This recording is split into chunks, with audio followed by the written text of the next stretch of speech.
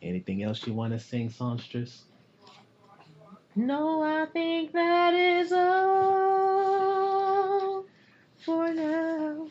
Okay. I'm all sung out. I ain't got nothing more to say. You sure? I ain't got nothing more to say. In this... I think I'm done. Say no. I can't. Welcome to Getting Ignorant with It. Welcome back, guys. Welcome back. You know who I am. If you don't, guess what? I'm going to tell you. I'm Shonda Nicole. I'm Amari alive. And again, this is... I ain't even going to sing it. This is Getting Ignorant with It. I thank the Lord. This is the wonderful show in which we go over different shows, movies, and other visual content pieces. Every 2 or so weeks. We show up when we show up. Twice a month. As long as you're subscribed, you'll know that. Cause you know what? All right, you're right. Let me stop. Cause I will give y'all these bars that y'all are not asking for. I know I'm not. All right. So let's begin with Greenleaf. Okay. Wow. That was the season finale, right? Yes. Wow. Only 10 episodes this season because we're being very good to ourselves. Yeah. No. Wow. That was poor Charity. Just poor Charity. She got left for a man and also left for a white woman. Girl, where are you gonna go now? You just gotta be gay. You just gotta be gay. I was thinking about it. What happened to that old ass man from the funeral home last season? Because he was talking up Charity like he wanted her to do something at his shop. Well, you know, back then she was only off. She had only fallen off of one major horse, which was the first husband. You know what I mean? So no, because it was Jabari. Oh, you know, Jabari too. Yeah, that was a hard one too. Well, she ain't fall off enough horses. Now, if he show up now, she probably give him some play. I hope so, because a light-skinned man fucked over, a dark-skinned man fucked over. You always bringing up colors, bro. I don't give a damn. You always bringing up colors, so no, it doesn't matter. She keeps getting fucked over, and you know what it is? It's these saved men. She need to get about that church. Get about that church and go find you a guy who just does morally right things and keep it moving. You want to be doing, let me live by the Lord. Look what the Lord done sent you. And we know the Lord don't make mistakes. So obviously you the mistake in the church. Move, go on. Stop looking for love in the church, bro. It's not where it is. Speaking of love. You see what the hell the pastors is doing these days in churches. Look what her daddy was doing. Yeah, hello. A young thing came along and he left the mama. Word. We don't even gotta look in real life. Greenleaf, they done wrote up so much bullshit. You could just look at your own. Look around, Charity. Look at the men you surrounded by. Get away from them. Your brother was a serial cheater on his wife. Ooh, don't get me started on her, honey. But we should. She said, after all the times that I should. He said, but I ain't give you no deceit. I said, oh shit. Shit. He is hurt and burnt. I don't think he took the pills yet, so he's still burning. He's burnt. he's burnt. Watch the pee, young man. Poor thing. He like, I didn't say, he was so casual with it. Hey, you seen the pills from such and such as bladder infection? See, you don't got no bladder infection. What you mean? That is not a bladder infection, but that thing that's happening right there, that little drip. Drip. You need to go see somebody about that. Drip. Yeah, that's just oh gosh. But you know what? See, that's what the fuck she get, first of all, because it's bad enough you having an affair, but then you want to put it's bad enough you already put in your part, taking that option from your partner within the relationship, but then on top of that you want to put health risk, you know what I mean, involving health risk as well.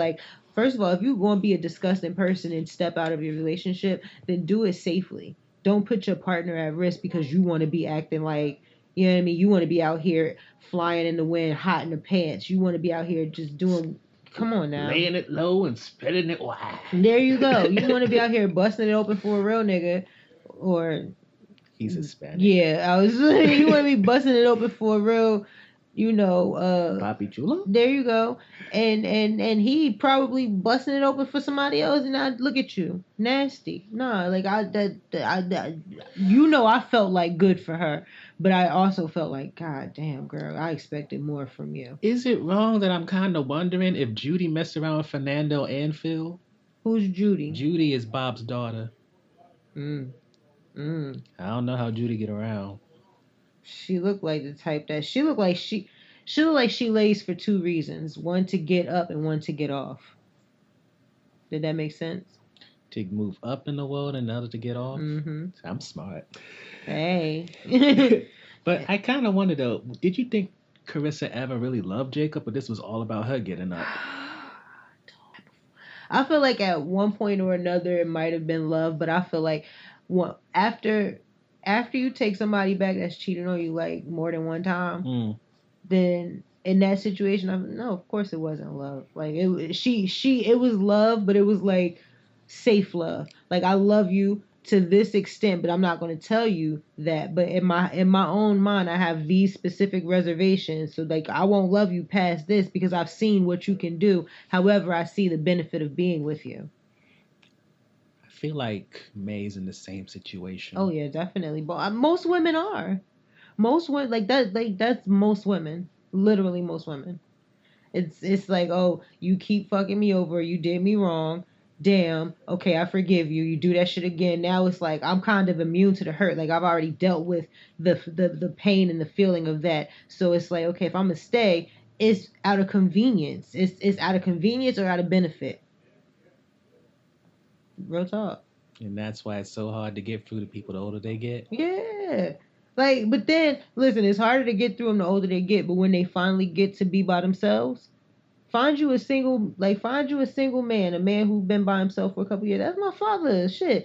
They tell you straight up, nah, this is easy. I like it this way because I come and go. I do what I want. I don't have to answer to nobody. It gets easier. Like it's that where May is right now, I would say that's the hard patch. But if you can get right past that, then you're like, oh, wait a minute now, bitch. I don't have to wear my Spanx all the time.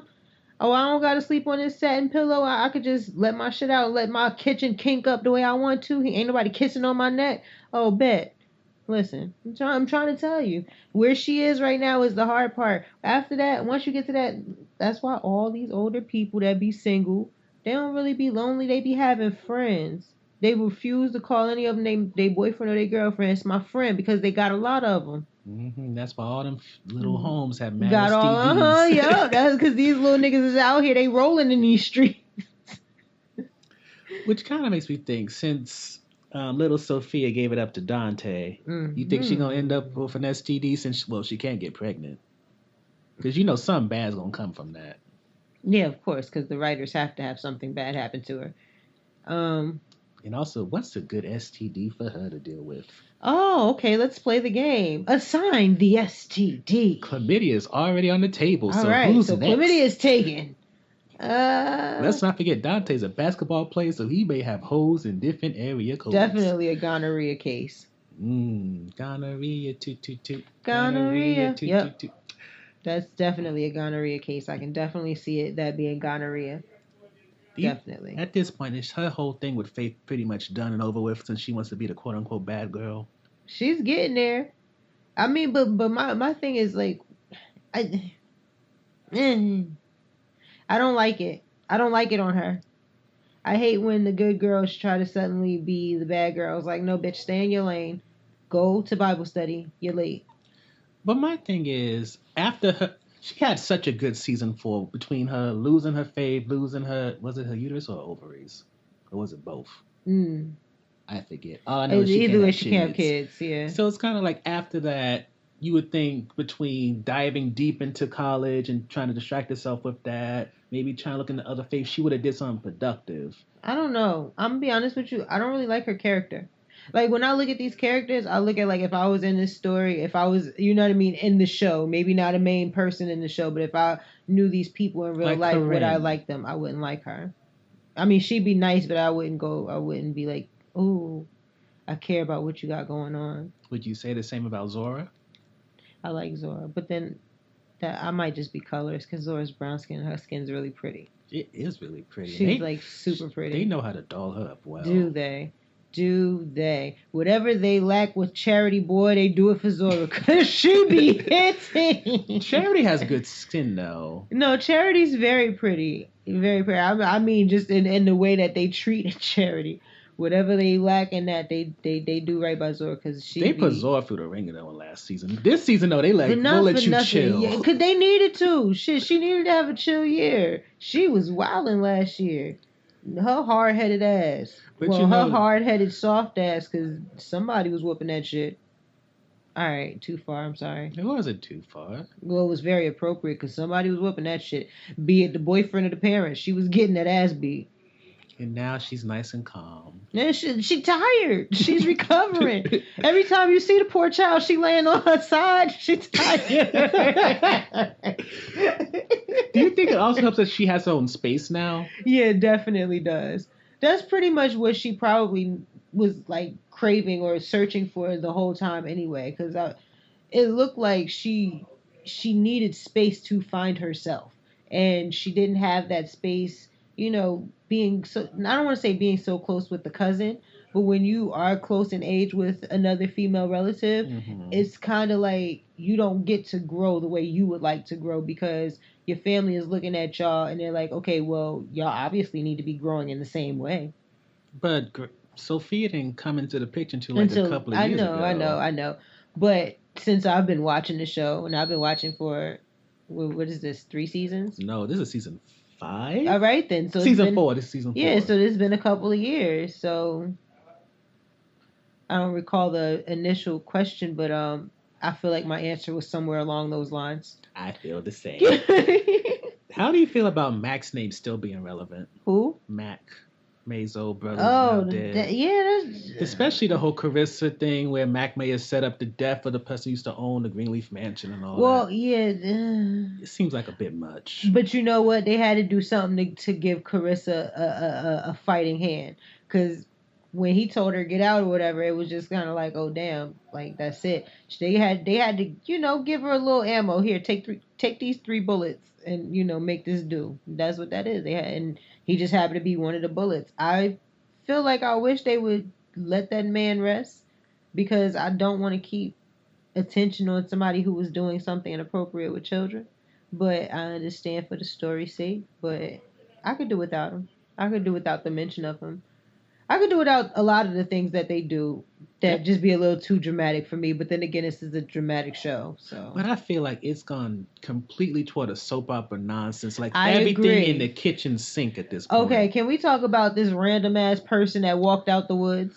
Yes, who everybody thinks is AJ, Faith's son, and a whole bunch of other fairies. And of course, all the social media pages like, guess who this is? It's like, okay, y'all begging for another season, but y'all didn't really give us reason to want one.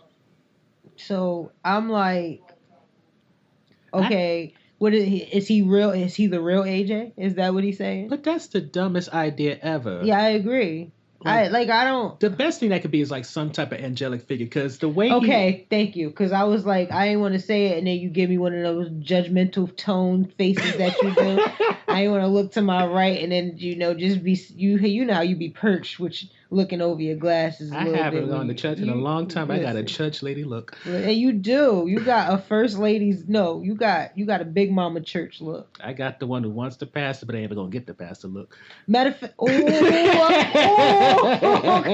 know exactly who you. I'm gonna show you later. I'm gonna show you which one you are. But but yeah, I took it as an angelic figure too, because it's like. And what made me mad is like as he's walking away, they trying to be all dramatic with the camera angles and shit. And I'm like, so you just gonna turn your back to this stranger who just knew your name? He just told you. He just walked up on the yard, knew your name, and he walking off. You gonna turn your back to him, bitch? I would have been watching him walk away until he couldn't listen. Matter of fact, let me follow you. Where are you heading? Because there's also a question: how did he get past security? You feel me? Is she all naive? I just walked up. Bitch, how? Because was they sleeping? Last time I checked, the property's nice, but the outside area in Memphis, I don't know about that. Like, child. So yeah, I think it was some angelic figure as well, and giving the message, everything must expire, or whatever. Because that makes it sound like the Greenleaf family need to end this whole religious thing. Listen. Because at this point, ain't nobody really constant, about it no more. Exactly. It's like everybody's fighting to get to the whole. Everybody's fighting to do this religious thing, but nobody's being religious about the fight. Like everybody's fighting. It's dirty. all about power and status. Yeah. James wants to do blackmail. May just wants the status. She wants to be up front and center and heard by Bitch, somebody. This is my church. She wants a church. That's it. That's just what she wants.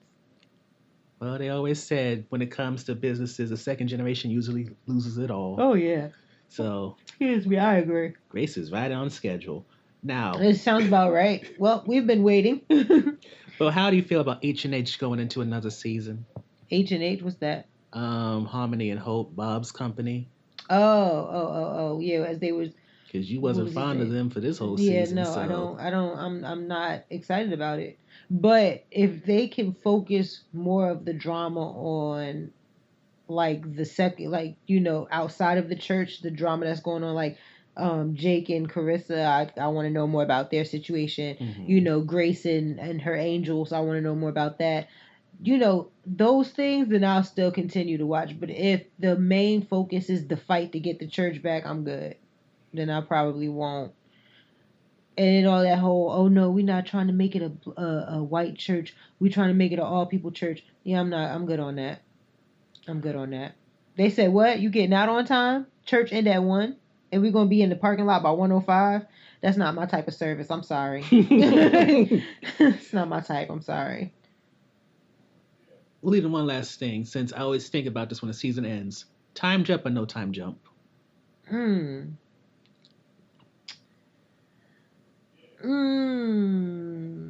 I feel like a time jump wouldn't be beneficial here because there's so much... It's like so much dust like that hasn't settled. You know what I mean? Like the way that they just ruffled it up in this final episode this season. I don't feel like a time jump would explain everything that we need to know. Unless then, well, I'm assuming we say time jump. I'm assuming you mean time jump forward. Definitely forward. Because as much as I would like to actually meet and get to know Faith, I know that's never going to happen. I don't want to meet and get to know Faith. Why? She's like the core to all this popping off. She's dead though. She's gone. Like I don't want to go back and know why this happened. Like it wasn't enough to interest me to like I don't know. Maybe I don't know. I have no. I've come to terms with her death. I've mourned her. Oh. Already, so I mourned her in the first season after the first episode. So. Taking into consideration, the only person who's now at Calvary is now Charity, who may or may not quit because of the Phil situation. Oh, she's definitely quitting. Are you kidding me? I done got my heart broke 3 times over this daggone church. You crazy. I'm out this bitch. No, she's definitely quitting. So then what's next? And on top of that, you gonna ditch me for a bitch that be in here? In my space? Bitch, this is my house. God, tell him. Tell him, Jesus. No, she's leaving. She's definitely about that bitch. So then what's next for the Greenleaf family then? Because I don't know. Their main income was that church. I don't know. That's a good question. And that house is expensive. That house is expensive. That house has to be staffed. We don't see May clean that often. Shit. I mean, to be honest, we only see about 3 rooms of that bitch, but... Well, if you ever look at the behind-the-scenes stuff, that's probably about those rooms because that's not an actual house. That's a set. I've never looked behind the scenes. You be doing all your little research, boy. Not as much as I should, to be honest. Oh, well, that's your fault. Damn. Okay, so speaking of research, let's go into the Good Doctor. Sean, the Good Doctor. Sean, I want to know when do you think Claire's gonna finally hit rock bottom? Oh, excuse me. Because I'm just tired of her right at this point. Like, I need her to have a storyline. She just has a lot going on. I guess. I don't know. Like I said, I can't recall if I've seen the latest episode. But we can talk about Atypical. I like Atypical. You want to just skip over Good Doctor, move on to Atypical? Yeah. Alrighty, right. I like Atypical. So, did you see the whole season of Atypical? I did. Like I said, the last episode is a little fuzzy. Was the last episode when they stopped Homeboy from getting married, right? Yeah. Okay, so then, yeah, I did see that. For some reason, I thought that was like the next to last episode. But yeah. Mm-hmm. So, Sam's journey this season, how you felt about it? I'm impressed. I'm happy for him. You can see, you like literally see his journey. You can see like the changes that he made, his observations, and just him coming into a young man. I was very impressed with this season. I was very happy for him. Even like little things like him opening up more to Paige, yeah. Like when they was on the bed and she was telling him about school or whatever, and he's like, college is hard. And she's like, yeah, college is hard. But they were looking away from each other because the social anxiety that he has or whatever. Mm-hmm. And they were just holding little fingers. I just thought that just was like, all right, Sean, you got me fucking up. All right, Sam, we there, bro. To be honest, every time I wrote a recap, I kept getting them mixed up. Yeah, it's a little bit easier. It's a little easy to get them mixed up, but for me, Sam is more likable. Definitely more likable, more personable, and more human. More human. That's a good way to put it. Sorry, I don't understand. Google, we're not talking to you. Anyway, he told you. My issue, though, when it comes to this season with Zahid, I feel like we met his parents in the last season, told that he was kind of a mess, a screw up, especially because he come from a Brown family, so high expectations. Yeah. So when it came to this season and Gretchen came in, I was expecting her to have him grow up, but instead she was trashy though. But she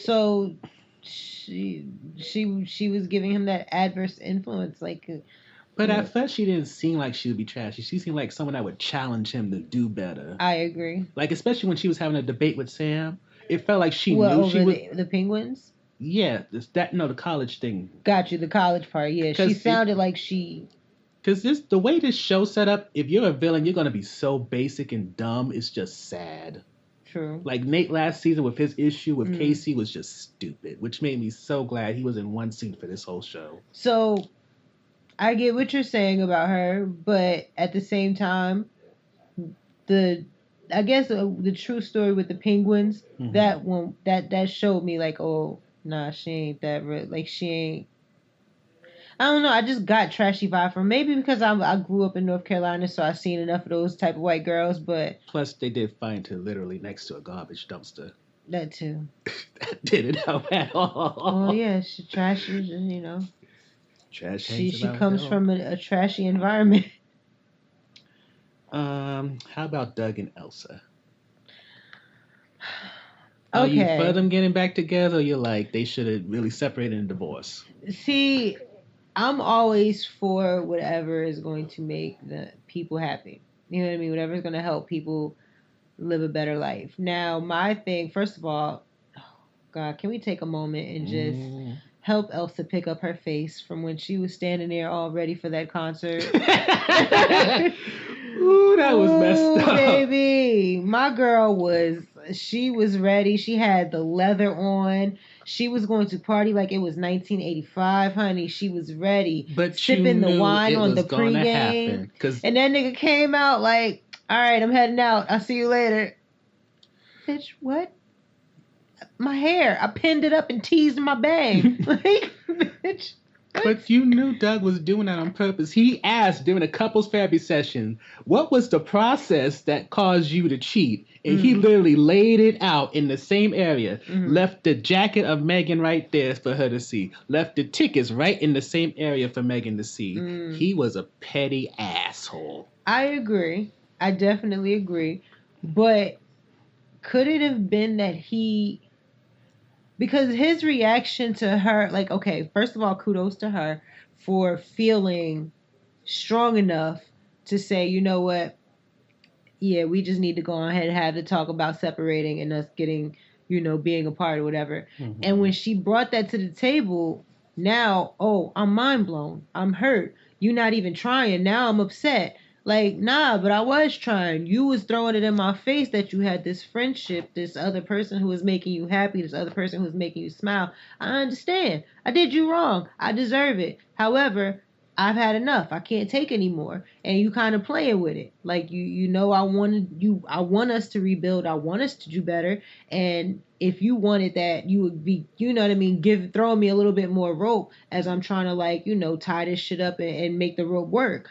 But you over here like, nah, I'm gonna just snatch a little bit of this rope back. I ain't mean to give you that much. I meant to give you 4 inches, not 5. You know what I mean? Mm-hmm. And it's like she gonna get tired. And once she showed him like, all right, listen, I'm okay with giving you the space that you want. Pause it. We're recording. Can you? And we're back. I had to take a little break. All right, but what was I saying? You was talking about Elsa and the separation. Okay, yeah. So once she brought the separation to the table, like, all right, well, you know what? I understand. I did you wrong, and I understand you're having a hard time getting past this.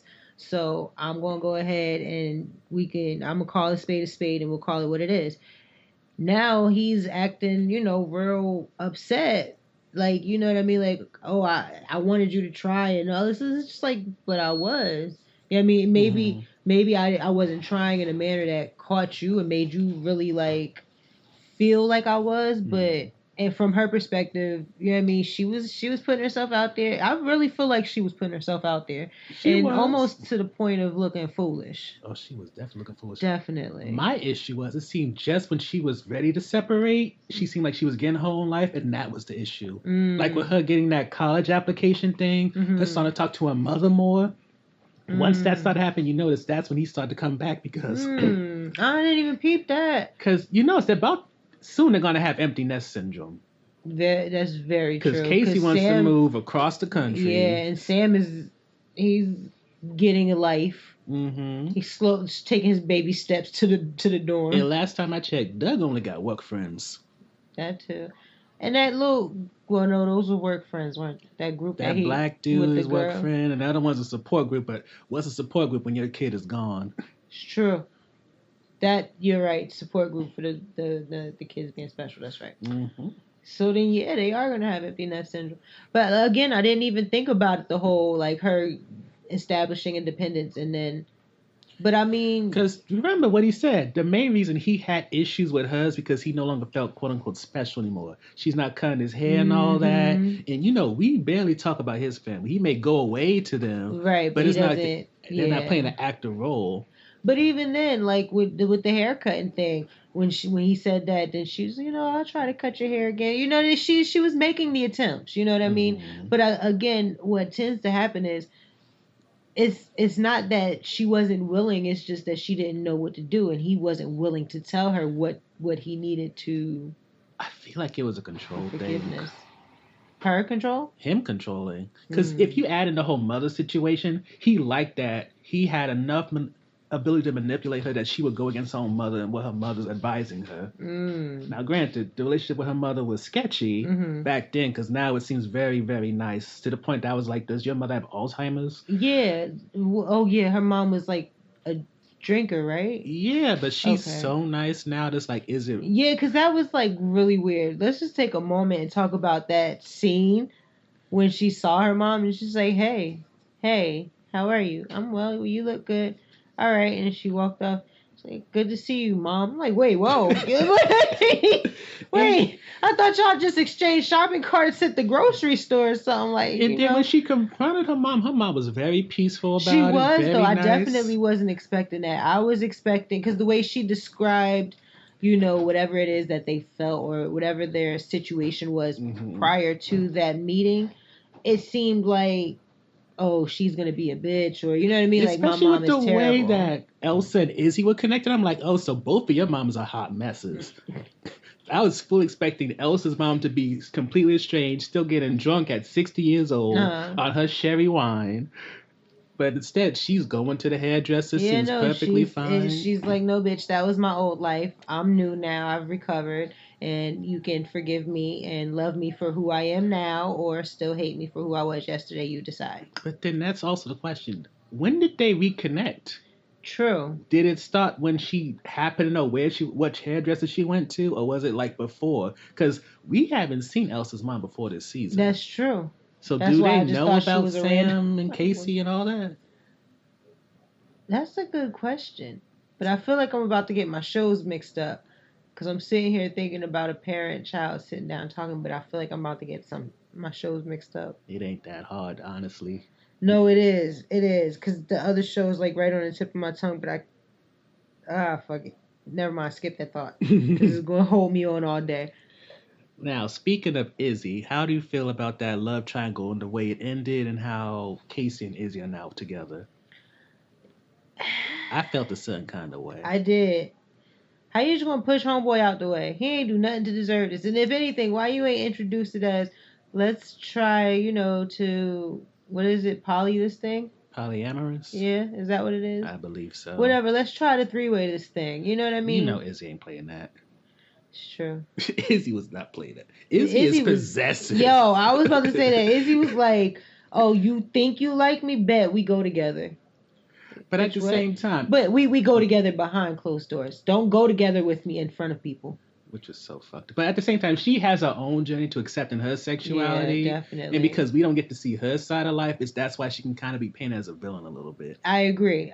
Because when the mother said, oh, take these clothes, or I have these clothes that I could drop off, and we got a chance to see some of the hardships that she faces, it's like, okay, that makes sense. I see a little bit more now why you are so hard or tough on the way that your sexuality, and in the way that you love and your attachment. Mm-hmm. That's a big thing, the attachment and the jealousy that she feels.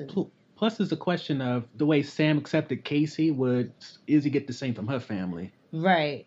Oh, first of all, that was a sweet moment. That was just a sweet moment. Like, it was just like you're okay with it? Yeah. Like, I don't care. Yeah, it's fine. It's just like such and such at the aquarium. Like, what? Yeah, no, it's two women, two girl penguins. They fuck with each other. It's fine. I don't care. 2 male penguins, but okay. 2 male penguins, 2 girl penguins, whatever. So there's some homo penguins, mm-hmm. and they like each other, and it's fine. And they're raising a baby penguin. Oh, see? So, like, that was just a beautiful moment of acceptance. I really like the way they write. I don't know. Is the main character, is he really autistic in real life? No, he's just kind of awkward. Okay. So then, yeah, I really like the way that they write the story. Like, the storyline. I like the way the dialogue. I just really enjoy it. It's only really good, though, for Sam's family. Everybody else is just attachments. Right. Like, I would say Paige, though, had a good storyline this season. Yeah, the struggle of, like, going off to college, and then... Not only that, she had this image of perfection in her mind that she was not able to attain. Oh, yeah, and definitely. She had to redirect her life. Yeah, especially when they found the poor child in the closet. But that... Yeah, definitely. Because I feel like at one point she said something along the lines of, like, she was the president, the student body president, or something like that. And she peaked in high school. Yeah, there you go. So it's just like, I've seen that before so many times. Like, where people, I was the president of this and I did that. And then now, 10 years later, that's the only thing they still talking about. Because I think the main issue is with the way middle school, elementary, and high school is set up, you're made more so to appease the adults than you are to actually interact with the kids. Definitely. I've read that somewhere in one of the books I was reading. Either it was one of the books I was reading or one of the teachers I was speaking to. But yeah, definitely. You're not geared, like you're geared to be the good one, basically. It might have been in the 4 Agreements. Have you read that? No, you keep recommending it, but I'm just such a lazy reader. It's an easy, quick read. I'll give you that. It's real quick. It's not Moby Dick or anything like that. You probably, if you have the time, you probably can knock it out. Well, I'm pretty sure you can knock it out in a day. Maybe. I'm serious. I'm dead ass not that good of a reader. It's not a hard read. You read The Alchemist? No. That's a really simple read. The main self-help books I read is like people's biographies. No. Like you want to take, well, no, I think you're reading a book already, so... When you're ready, I got like 3 or 4 books I need to get to. Yeah, when you're ready, let me know. You can borrow my Alchemist. Look at you sharing. I know, right? What is it? Mental health, self-help Sunday. What did you do for yourself today? Help somebody else. Let's see. Since we want to talk about relationships, people getting in their feelings, how about some Ready to Love? Okay. Ready to Love. I'm ready for this season to end. Oh yeah, I'm getting there. I've peaked. Because at this point, while I can see the couples forming, I question how long they're gonna last. I agree. Because as much as I can see, I don't First see of all, London. you don't reaching the even end. like they say that they talk and they text all day or whatever. We don't see that. No. So all we see is like these dates. So it's like, okay, y'all have chemistry on this date, but what is it really like when you guys aren't on the date? You know what I mean? So it's like And I don't have a reason to believe or to even gauge the longevity potential. And I think the show still has the issue is way too geared toward the way that I guess traditional men dates. Because you see, every time the men get confronted about who they seeing, what they doing, all that, they start stuttering. They start stuttering, and then they start giving whomever is in front of them pretty much either the soft punch or the bullshit punch. And that's the fucked up part. I they agree. know everybody's dating somebody else, and they probably know the person. And that's another thing, because the women know that too. So it's like, okay, put them on the spot, but don't put them on the spot. You know what I mean? Like you putting them on the spot as if they're at fault for dating around when the point of the show is to date around. But that's also the thing. At what point are you like, this is my man? This and is that's my woman? another thing. You know, like that's what the show is giving me like confusion about. When I was watching it today, I was feeling like, because you got Mario and Tandy, right? And then you got Reva, who, like, when he sat down with Reva's friends, they were all in his face, and he's like, damn, like from me on the couch, from my perspective, I'm looking at it like, damn, like they only just started fucking with each other 2 episodes ago. It's like with Brent and Kimber, they going hard, and this man just started talking to her. Like, bruh, they just started kicking it the last 5 minutes of last week's episode. Like, that's how we perceive it from the couch. You know what I mean? But then they'll say like, oh yeah, we talk every day, all day, but we don't get to see that part. So it's like, I don't know. I don't see longevity in any of their relationships. Maybe you know what? I see longevity in individual people. So I see whoever gets with Carrie can possibly be with him for a long time. I can see him having those qualities that'll say like, you know what, I'll adjust and I don't want to say conform, but you know what I mean? Like, I'll adapt. Yeah, I'll compromise to what you need in a relationship. I think he's the only one though. I do too. Everybody else is like, you're gonna have to come to my schedule. Yeah, the women especially. Yeah, especially because the biological clock is part of it. The only one that I see that's satisfied and happy with no problem, no issue for the most part is Tandy and Mario. But my issue is, why is Mario still looking when he knows what he got? Exactly. Like, stupid. It's like, I'm trying to be fair. No. Fair with what? Fair with what? Y'all already kissing. You know, you like, I see that you, I mean, not and unless. You complain this woman got her wall up all the time. Stop trying to claw it. Oh, knock on it. Walk away. The wall is up for a reason. You a grandpa. Why are you still trying with somebody who don't want to try with you? But she says that she does, and that's the thing. Like that whole toying thing. I want to see what's under the wall. I want to see what's over there. And it's like, I want you to see what's over here, but I ain't bringing this shit down. I expect you to climb up. Well, I got bad knees, so what's up? And Brent's the same damn way. Yeah, I agree. At this point, though, I think with Brent, he is not ready to love. He's just ready to window shop. I agree. He wants to see what's out there. I agree. He's definitely not ready to love. And the only reason he's still there is because he's attractive and he ain't saying nothing stupid yet. I agree. Yes, absolutely. Because whenever you see him on a date, he's kind of just like, his questions are generic. The conversation is generic. And then whenever somebody like pushes a little bit or tries to push the conversation out of his comfort zone, he gets a little defensive. And he's making these women seem like they're aggressive and doing too much when really all they're doing is showing interest. Exactly. Like, she wants me to call her every day. I don't know if I could do that. Bruh, she wants you to hit her up. Like, you said that you're trying to push up. You ain't... If she got 2 dudes over here that's actively pursuing her and you talking about I'm interested... Nigga, I got 2 people actively pursuing me. What does that interest do for me? But I will say one thing I like about the women more than the men. The women seem to have some kind of camaraderie, at least try to. Because, like, even if it's kind of like in a bad way, how everybody thought that Reva should still try with Carrie, or how everybody pretty much has left Mario alone except for what's her name? Tandy. And how people now don't even really look at Darren the second type of way. Because they're starting to associate him with Ashima. There's like a little bit of respect. If there's like a wiggle room in there, they're going for it. But otherwise, like they respect the cis code a little bit more. The guys are just like, you know what? Whoever wins. It's like a trophy for them, less than a person. Especially with the way they treat Alexis. Oh, you want her right there? All right, well then I'll just be on her for right now. But then I'm coming over there when you're done. So I got next show like that, and I agree.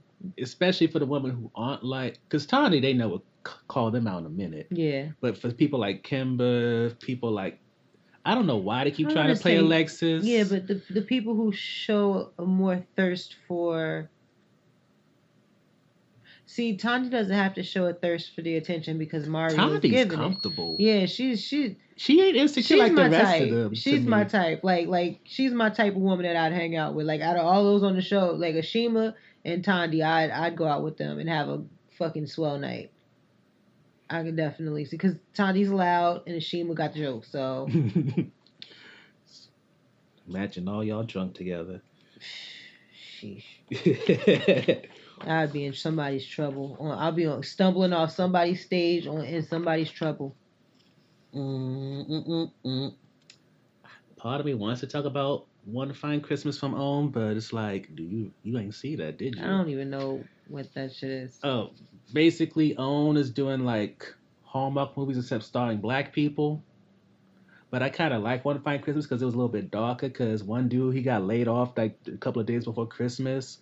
This other one, when she got divorced, she decided to dive into a work, which sounds very Tyler Perry movie, I know, but still.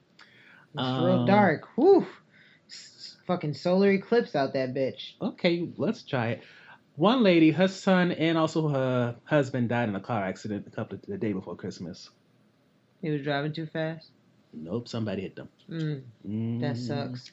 Yeah, no, I wouldn't want to watch that. I like it when it's dark. Makes me feel warm and tingly inside. It's because you're fucking crazy. No, it's because... Just a little bit No, because my issue with holiday movies is they're so interchangeable because they always make things overly happy, or else it's somebody who ends up finding love on Christmas. That's fair. I can respect that. But... Oh, excuse me. I've been smoking all day. Had some good weed, man, I'll tell you. Do you... Now, when weeds, I know they have flavors, but are those flavors attached to brands or those just flavors? Strains. So some of them, yeah, like Wiz Khalifa's got his own strain, which what I would assume is like a brand, like he's branded that strain type thing. But I got some Sour Patch Kids, and I got candy. No, that's the name of the strain. Oh, and some lemon skunk. Lemon skunk. Yes. Now, with these names, does that say anything about them? Like, is a Sour Patch Kids very sweet and a lemon skunk very sour and potent in smell? The lemon skunk it's described as like a peppery flavor, a peppery citrusy flavor. I ain't really gather any of that. That Sour Patch Kids though, that shit was just That Sour Patch Kids was like it's a hybrid, but it's like 60% indica. What's indica? Indica, if I'm not mistaken. No, sativa. Let me see. What are all these names? Indica and sativa. Let me just make sure that I'm not telling you the wrong one. Sativa. It's fine since I'm not able. There we go. Not all right, so sativa. It was a sativa, which is better for like use in the daytime, give you energy, makes you happy, that type of thing. And then indica is the one that makes you more relaxed and tired and shit like that. Oh, excuse me. It's fine. It's been a long day. So the Sour Patch Kids, like, that shit's just been really wonderful. Probably roll up again once you leave. Sorry. Just really, Hey, do what makes you happy. And he gave me it was like a great deal. Like, They got deals too? Yeah, man. Okay, is this like a legit business or is this just like, situation? I know No, you, you it's know not me. street weed. It's not street weed. I'm too above street weed now. Like I've got a taste of the finer weed in life, and I'm not going back. Have you thought Street about growing weed. your own strain?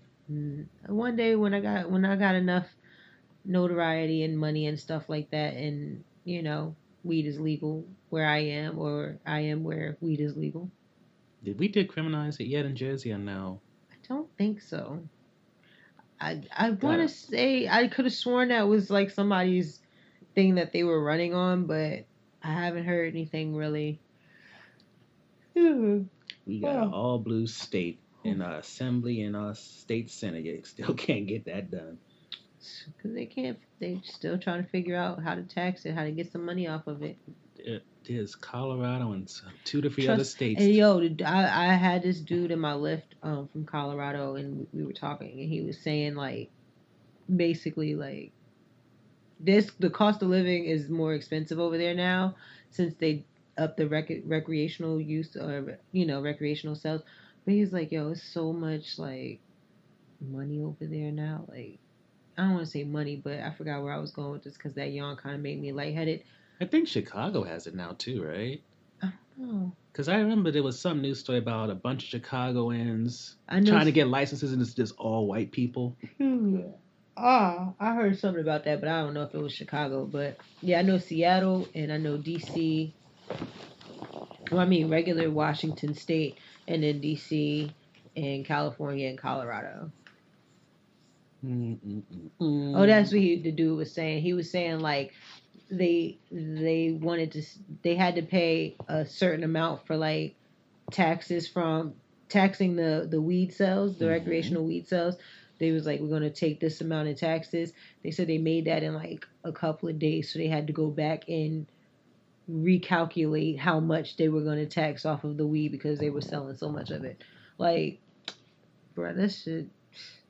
Easy money. Yeah, yo, it's like if you have the means to now, I would definitely suggest getting the space, or you know what I mean, whatever, like cafe area, whatever, because once it becomes legal, once they decriminalize it and recreational, like that weed stuff is going to boom. That weed industry over here is going to boom. Anywhere that is freshly freshly decriminalized is going to boom. So like weed dispensaries, you got weed cafes, like weed restaurants, all of that shit. So it's like if you can start getting yourself into position now, so that once they be like, oh, we're gonna sign this paper, you be like, bet, I was waiting to sign my name on these papers. Business is open, bitches.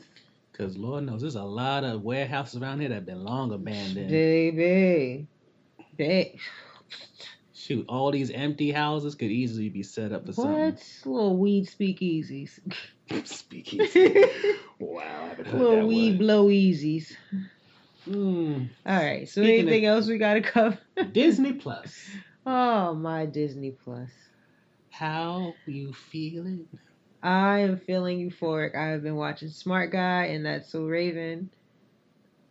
I say euphoric. Excuse me, nostalgia.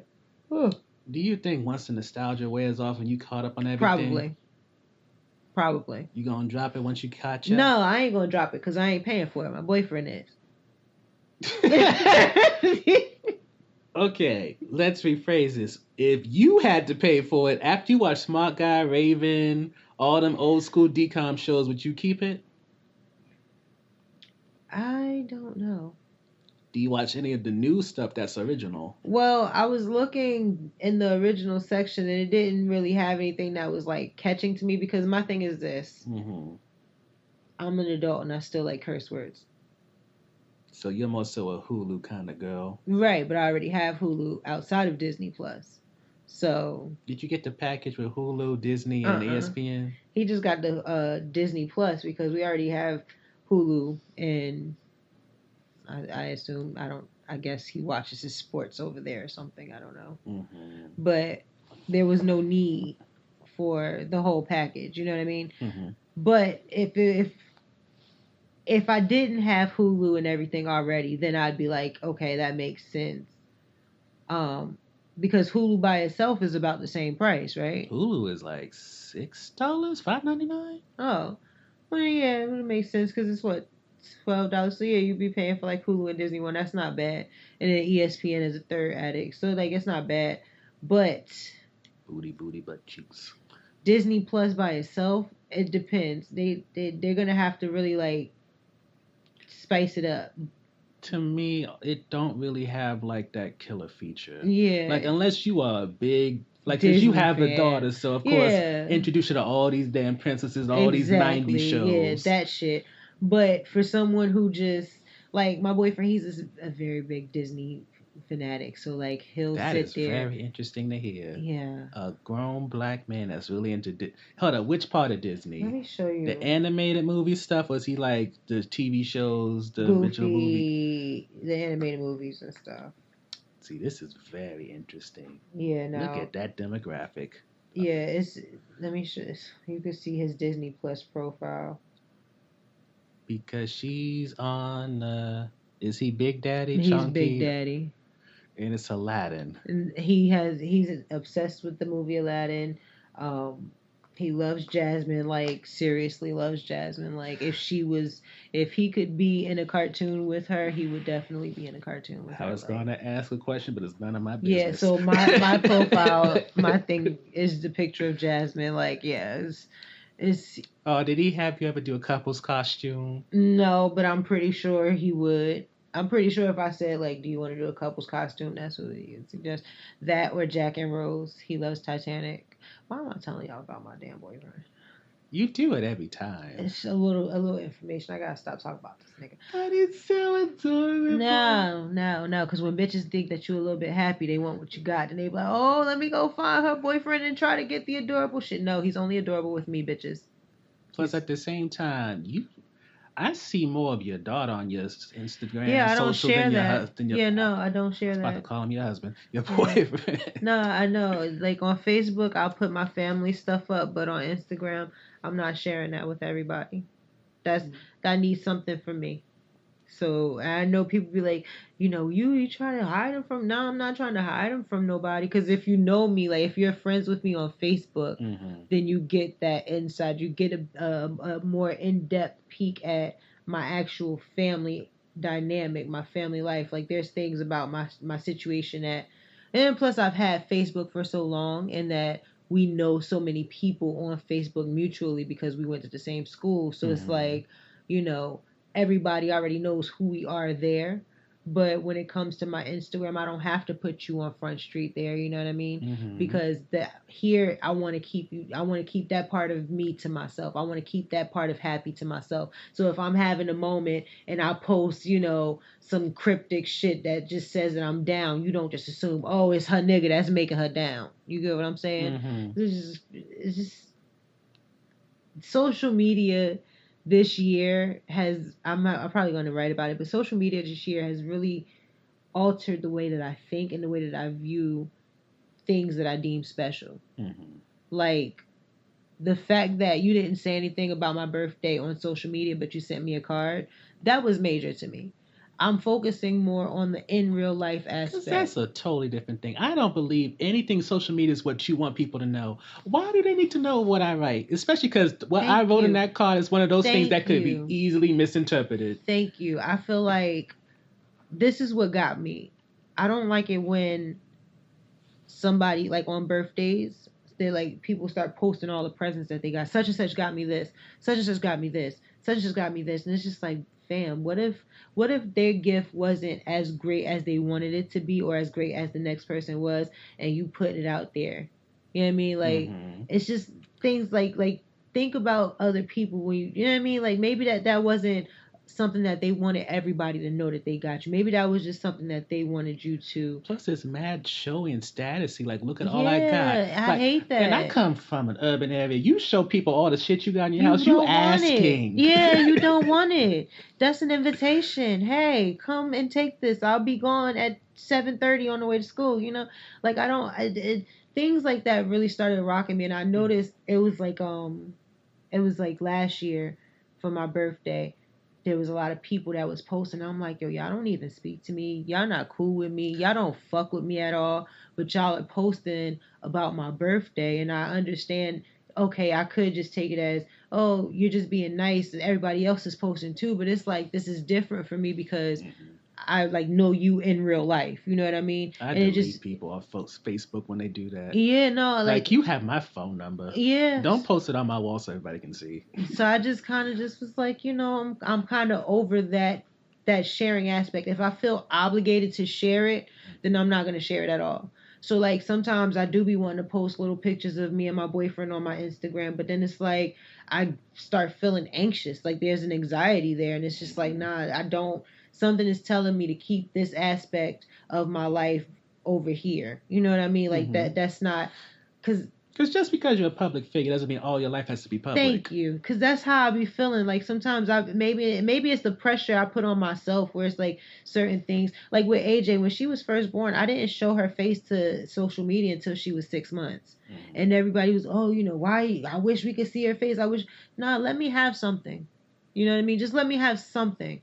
Like I just had her, you know what I mean? I spent 9 months carrying her. I detailed my pregnancy journey, you know what I mean? Let me have something. So when I had her, it was just like, yo, I'm not pressed. Don't post her. Her godfather had posted her once, and I was really upset because it was like, yo, I haven't posted her. I don't want her out there. It wasn't nothing wrong with her. She wasn't cockeyed or anything like that.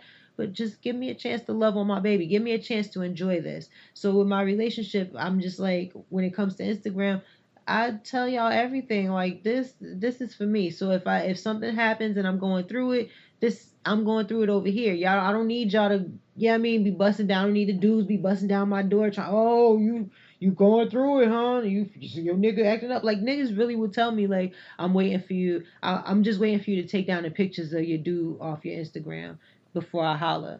Like people really like, and then I know for the way I be looking at other people's relationships from social media and like, oh wait, are they still together? Are you still with this person? You still? And I be having to tell myself, that's not your fucking business. They didn't put it up there because that's not your business. So I have to, apply that same mentality that I've learned to adapt to or learn to apply when I'm going through and looking at other people's pages. If that makes any sense. The way I always assumed it was, like, because you're slightly introverted. So when you put yourself out there, you're expending so much energy. So when it comes to home, be it AJ, your boyfriend, that's how you recover. And if you put them out there too, that means they're associated with that public life. Listen. They get too much involved in that, and then you don't get to have that recovery place anymore. Because then when you get into a private space with them, when you're talking, having conversations, they're talking about stuff from the outside world. So you don't have that safe space for yourself anymore. Yeah, you have to keep something for yourself. Like when it comes, like AJ, like my Facebook, that's like her platform. She's adorable. Thank you. You see what I mean? Before I said, oh, you ain't on my Facebook. She's a fucking mess, bro. She told me the other day, she was like, can I get a hug? And I was like on my phone, and I was kind of brushing her off. She's like, wow, that's crazy. I can't get no love. I'm like, yo, get out my face, bro. Oh, she was trying to hold your hand. She had boogers on. I'm like, okay. Hey, she's fucking... But yeah, like, I have to keep something to myself. And like, but you don't want to expose them to that life either. Like right now, AJ is part of it, but she don't know as right. Like she has an idea, like she knows she's got something. She just has no idea the scale of it. Like, and she doesn't also know what people might be saying behind the scenes either. That too. But you know what?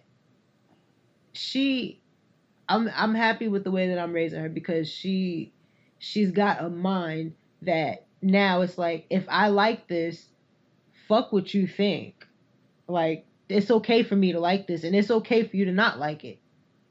But don't fuck with what I like. You know what I mean? Like, she's coming into that. Like, I don't know if you saw the video with the clothes. Yeah, that. And even earlier, I think it was last year or something, you said something about her hair, something about ugliness or whatever. She's like, okay. Oh, yes.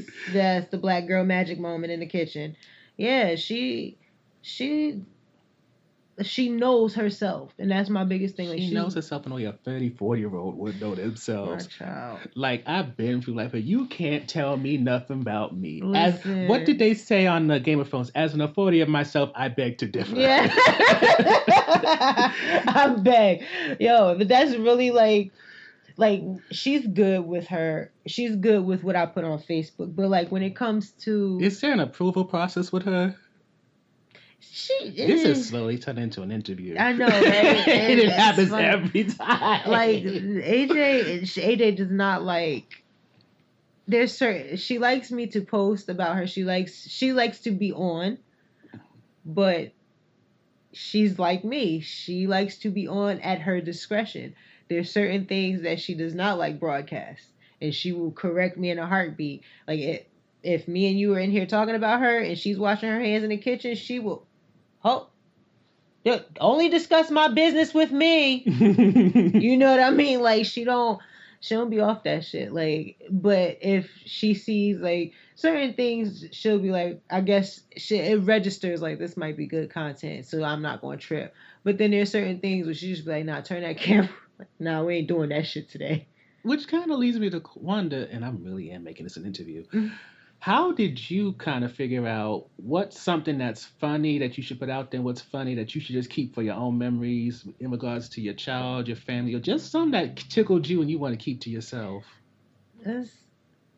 It's a lot too. I have like it's hard. I know there's a lot because there's a lot of plans you told me about that still hasn't. Yeah, but no, but like there's so much like and my kids, both of them, they have this thing where they like to look at old videos of themselves when they were little. And that's why I'm so thankful that with both of them, I recorded a lot.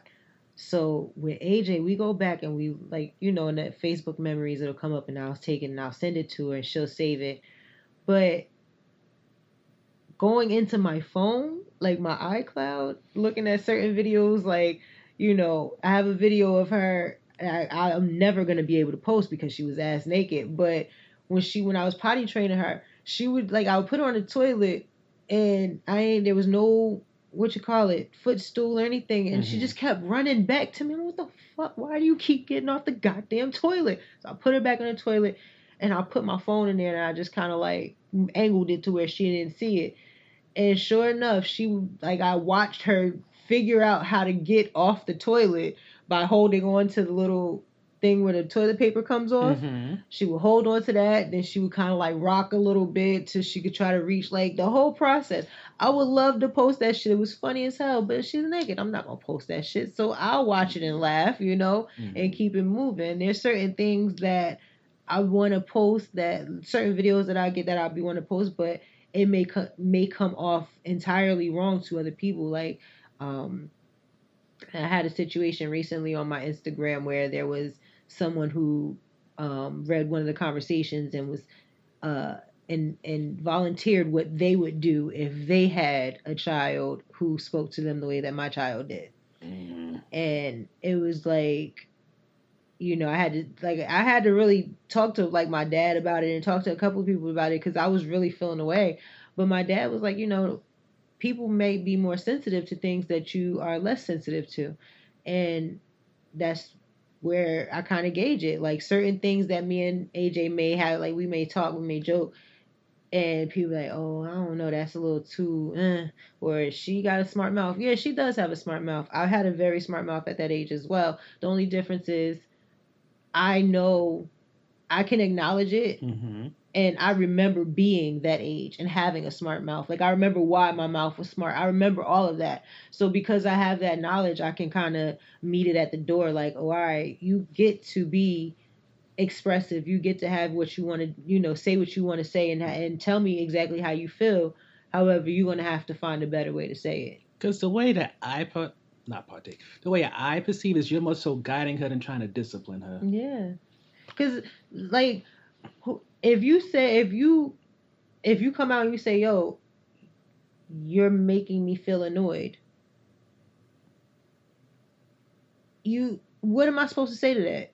You know what I mean? Like, I'm supposed to put you in trouble because I'm making you annoyed? Because I'm annoying you? You're not in trouble for me annoying you.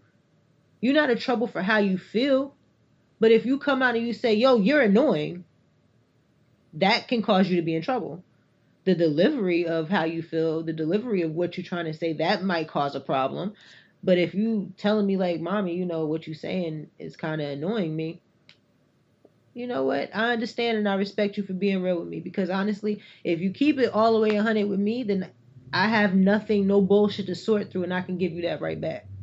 Does that make sense? Because I guess the way it's put in is you taught her tone and context, I guess you can say. Try. Yeah, we still working on, like, now that we getting older and see, the thing, reading is a gift and a curse.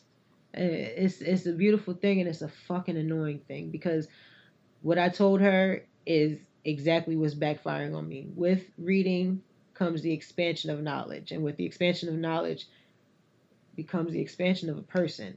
So now that she's reading, she is collecting, like, that's, if she's not, on her YouTube or whatever, like, she's reading these fucking books and she's getting it done to the point where it's like, okay, well, I want to learn about this, so let me learn about this. I want to learn about this, let me learn about that. So now she's got all this knowledge, and then there's attitude that comes with it, because it's like, well, I know things now. And it's like, okay, yeah, you know some things, but let me tell you the proper way to express what you know. Mm-hmm. You get what I'm saying? Like, I'm not, most people are worried about, oh, you got to just respect me. You got to just respect your elders. No. My thing is, you got to be prepared to go out in this world. You got to be prepared to talk to anybody. You got to be prepared to talk to the people who respect you. You got to be prepared to deal with the people who disrespect you. You got to be prepared to deal with the people who don't know what respect is. Like, and the best thing I can do is, here's the education, here's the knowledge, here's all the information that you need to know, and here's how you give it to people. Because you're raising an adult, not a child. Yeah, man, I'm raising a child to be an adult. Mm-hmm.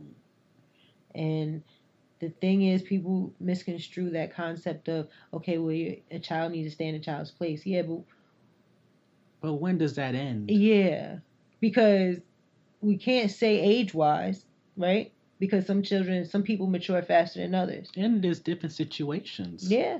Like a child who works in a rural area, they need to be at work by 10, 9, 7, 8 years old. Hello. So even in an urban area, you're going to have to send your child out in the world to do public transit by 12, 11, so they can get where they need to go? Yeah. So what exactly is the child's place, and what age do they end at? Exactly. So if it's based off of maturity, like, whatever you base it off of, whatever the scale is, you feel what I'm saying? Like, you have to acknowledge that. You can't just say stay in a child's place. Okay, well, when am I not a child? When I turn 18? Okay, when I start paying bills. Is it when it's convenient for you? Convenience. That's what it is. It's convenience. And I'm just not for it, bro. Like, I want to give my daughter a little bit more rope, because I don't feel like she's going to use it to hang herself. I feel like she's going to use it to explore.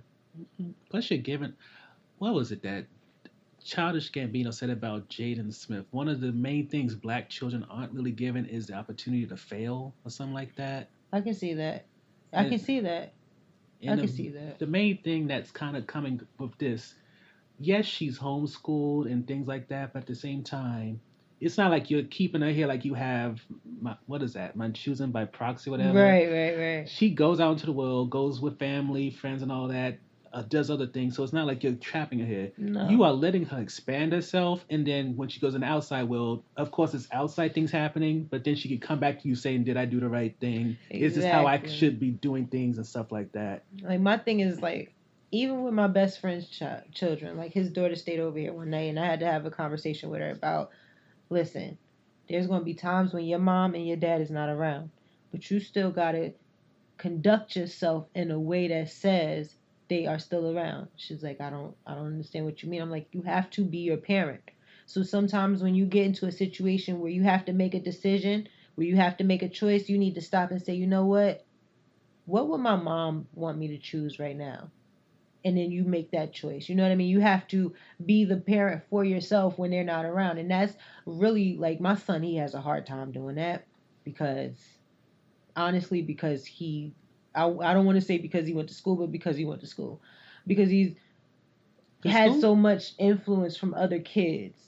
And that's like, people say, oh, your daughter she needs to be around other kids. And it's not, I'm selective, not just about the adults or about the teachers. I'm selective about the children that she plays with. I look at their parents. So just because we're friends doesn't mean that I agree with how you parent your child and how your child's being brought up and the way that your child behaves. So there's people who be like, oh yo, we need to get together, we need to have a play date, da, da, da. And it's like, yeah, we are cool. We mesh well, but I don't know about that one. You know what I mean? Like, I don't know, because I'm very iffy when it comes to my kids. Like, there's certain things, like, I don't want my kids to be broken. Like, we don't do temper tantrums. So when there's a kid, if your kid throws temper tantrums, no, they can't come with me because we don't know how to respond to that. So when your kids start screaming and crying and whatnot, me, my daughter, and my son, we're just kind of looking at each other like, so anybody gonna get this nigga up off the floor? So your daughter doesn't throw temper tantrums? No. How did you stop that from ever has it happened before and you corrected it, or just never happened? Her form of temper tantrum was, because I've seen her stomp her feet on her videos and all that and get mad at you. that's a I wouldn't even call that a tantrum. That's just letting you know her feelings. Yeah, that's just as far as it goes. Yeah, like when I say tantrum, I mean like crying. Like, yo, if my daughter tears up, if I see a tear, I'm like, yeah, you about to cry? And if she's feeling really bad, it, she'll be like, yeah, because of that. And nah, I don't want to hear it. I don't want to hear it. You go upstairs and do that. It's not fair, mommy. And she'll go upstairs. Or I used to have, like, fix your face. You know, all black mamas say that. But one usually day, after sees an ass whooping. Oh, man, you got to listen. One day, she was, and all of this is young. All of this starts young. Like, I don't. She only 5. Yeah, she only 5. But I'm saying, like, that, like, to me, we've been doing this for so long because this was all young. Like, I've been the same way with her since she been able to understand. Once I realized there was comprehension, I bet. Like, all you got to do is show me you know how to do something one time, and that's it. We're going to keep encouraging that because we're not going backwards. So, she was doing something. And she was being, I don't know, she was too young to like really like talk. So before she had words, she had motions and whatnot. So she must have did something to show an attitude. So I got all up in her face and I got real close and I was like, fix your face, fix all of this right here. And I was like that in her face. So she was like, I'm sorry. So from there, like if I would say fix, like I'll just, fix your face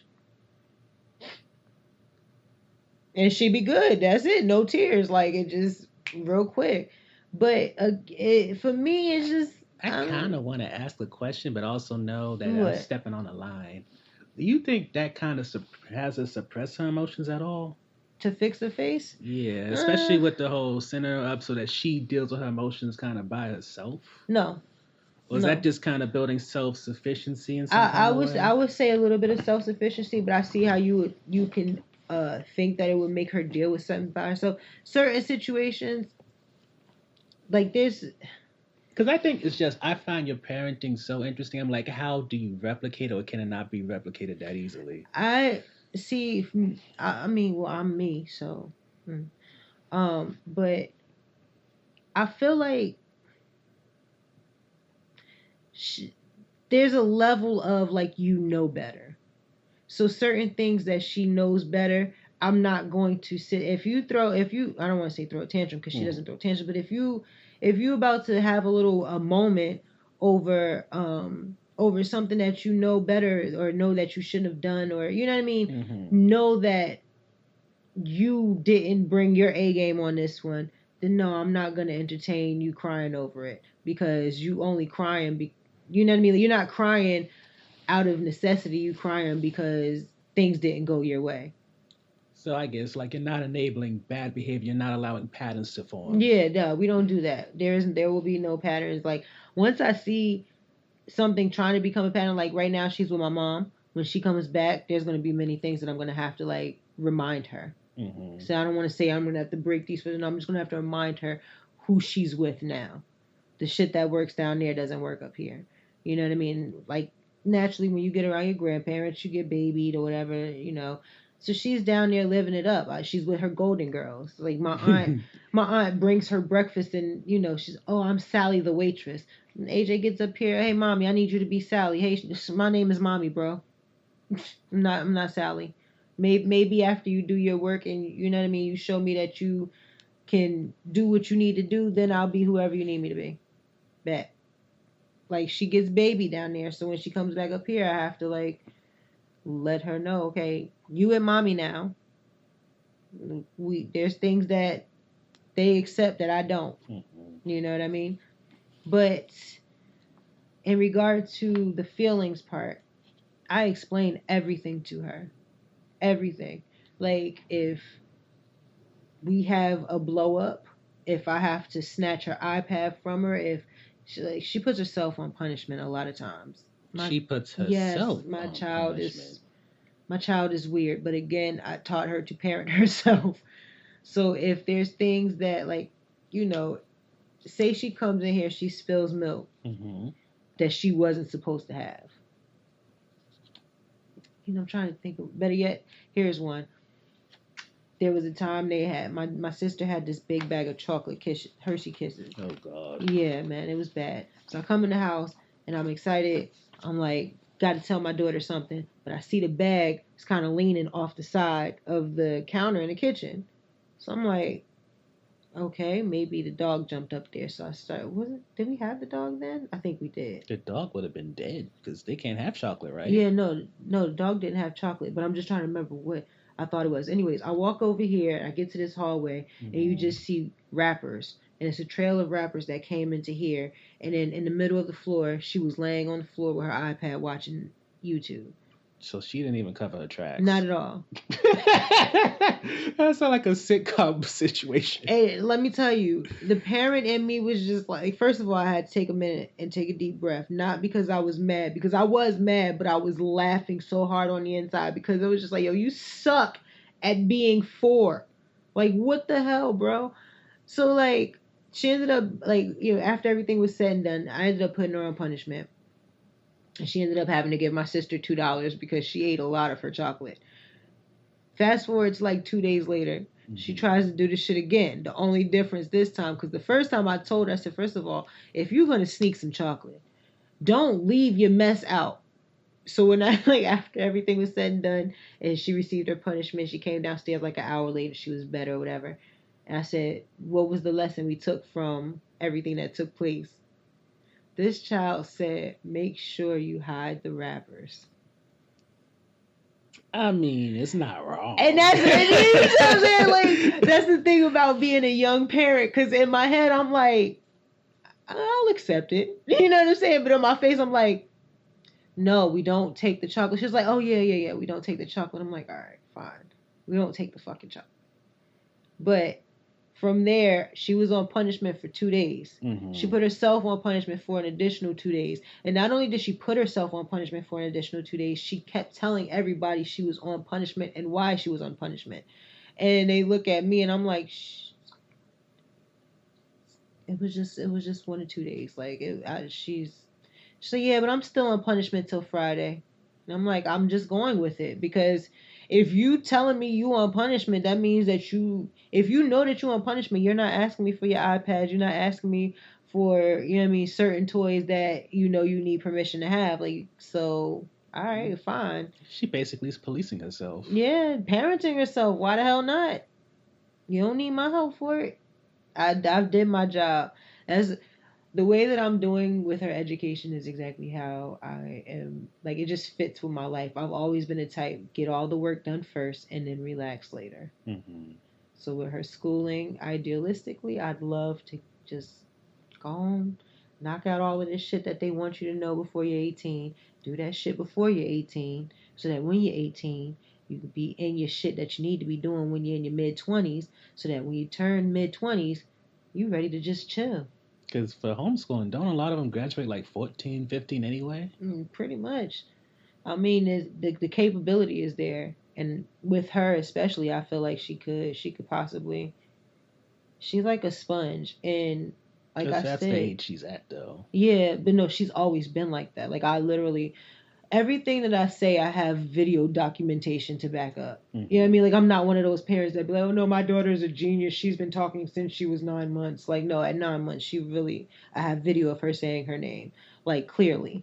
Yes. Like, to the point where I had to go back and, oh shit, she really was 9 months. You know what I mean? Like, everything I say is very well documented. So I feel like she could, but that's why I haven't put her in school. Because the same momentum that she has now, my son had before. So it's like I don't want her to get around a whole bunch of kids who don't have the same drive that she does, because their lack of is going to rub off on her. So how much was your son kind of like a warning sign for your daughter then? Because the way you talk, it's like anything that happens to him is like something that you make sure that doesn't happen to her. Well, that's how I parent. Like, all right, with him, like, all right, so I had her when he was 4. Mm-hmm. So they're 4 years apart. And I kept saying, it was a joke at first, but it was kind of serious, where it was like, you got to kind of give enough time in between the babies so that you can see what you're doing wrong and fix it. You get what I'm saying? Mm-hmm. Sometimes you get people just having babies back to back to back and raising them together, but it's like you don't even know if your methods is working yet.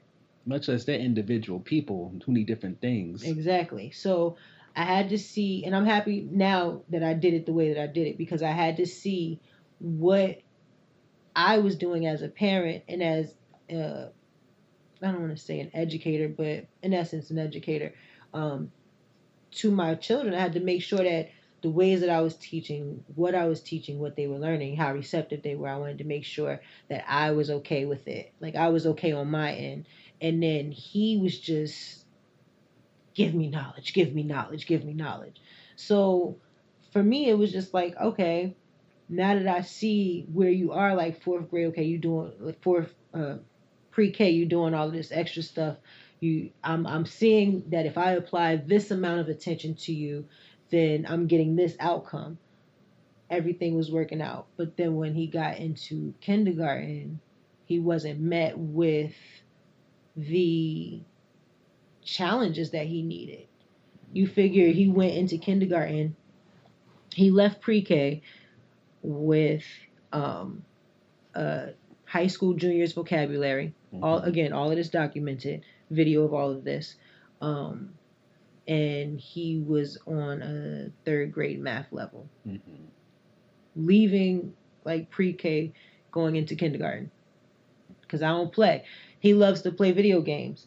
That's fine. Play your video games. You feel what I'm saying? Play them all day if you want to, but you're going to do this work so that I know that you invest in just as much time into your video or into your schoolwork and your learning, your academics, as you are into your video games. So because of that, when kindergarten came around, my boy was up there. You know what I mean? So he's breezing through kindergarten, you know what I mean? And you multiplying at 5, but the person next to you thinks that 1 + 1 is 11. There's a gap there. Mm-hmm. Who's the teacher teaching to? My son, who is the only person in class who can multiply, or the little boy who thinks 1 + 1 is 11? She's going to teach to the bottom of the class. So he's bored. He's not doing nothing. Oh, look at there. I spent the whole day learning nothing new. Reviewing something that I learned 3 years ago. Mm-hmm. You know what I mean? So from there, it just was slowly like a regression. 1st grade was a hard year for me. And watching how he regressed academically, like, I get shivers when I think about putting my daughter in school, because I see, like, right now, they are very close academically. Yeah. And he's in 3rd grade. Mm-hmm. And she's 5. Like, just turning 5. Mm-hmm. And they're very close academically. So, and that's not to say anything toward him, because if I ask him, what did you do in school today? He tells me, oh, something that I learned, with you a long time ago. So I don't want to say he's being challenged, but I feel like he's just comfortable at this point where he is. Like, he's starting to get a little more worried about fourth grade because we're reaching the end of where like the point of where I said, okay, fine, I'm going to take my hands off of the academics, and I told his father, you focus on his academics because I get real passionate. You see how I was when you was doing my website? I either care a lot or I don't care at all. So it's like I'm either really attached or I'm not attached at all. So with the website, I hadn't gotten attached yet. So it's like, oh, well, you could take it down. I don't care. You could take this part away. I don't care. With his education, I'm super attached. So when you got a first grade teacher telling my son that, you can't get this book from the book fair because it's a third grade level book and you're only in the first grade. But my son read Harry Potter in the summer between pre-K and kindergarten. Why he can't read a third grade book now?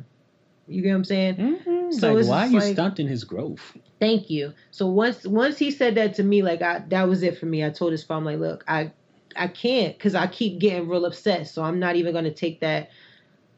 I'm not even going to, you take care of that one and I'll do AJ. I'll worry about AJ's, education and he can do the school aspect or whatever. Do they still skip kids or they don't do that no more? Because I know when I was growing up, they had gifted and talented and all that. Same. Because I was in AG. Well, in third grade, I was AG, and then after that, it was just honors or advanced, whatever. But I don't know. Because I'm not gonna say I don't know. When I talked to her when he was in first grade, and I told him like, he's feeling real bored and he's not feeling challenged. She's like, well, he tested on a first grade level. Okay, but I'm telling you. He's bored and he's not feeling challenged. Yeah, but his tests show that he's where he needs to be. Fuck those tests. I'm telling you that he's bored and he's not challenged. If everything outside of those tests is saying... And those tests are such bullshit. They are. Because I remember when I was in college, the best teacher I had, he had all of his test questions were open-ended.